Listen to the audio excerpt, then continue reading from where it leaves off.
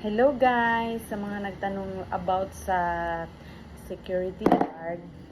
Sa security guard na kung may height requirement ba. So far nakita ko parang walang height requirement kasi meron nga doon parang 5 feet lang, 4'9", mas matangkad pa ako guys. Mas matangkad pa ako. Tapos malaki nga lang yung mga katawan nila. Meron din maliit talaga siya, payat na security. Walang height requirement doon.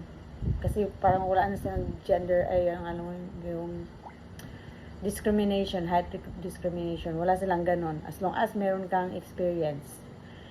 At saka may nagtanong paano mag-apply.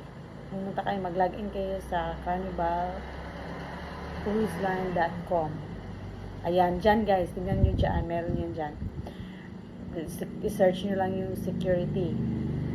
Pwede lang po ba ang may tattoo? Of course, pwede siya. Pwede ang may tattoo. Ikuan lang, yung medyo minimal, pero wag naman sobrang daming tattoo na dito na. Usually sa barko, ang daming tattoo ng mga nandun.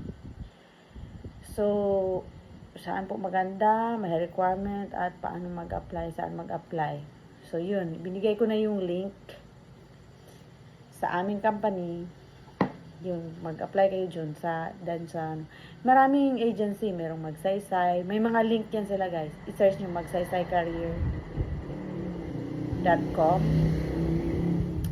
carnivalcruiseline.com. Yan, RCCL. Sa mga RCCL din. I-search nyo dyan sa Facebook. Marami dyan.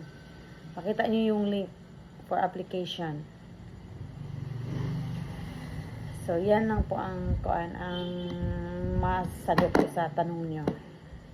So, sa mga security dyan na aspiring security na gusto mag-abroad at magbarko. So, yan lang. Thank you so much.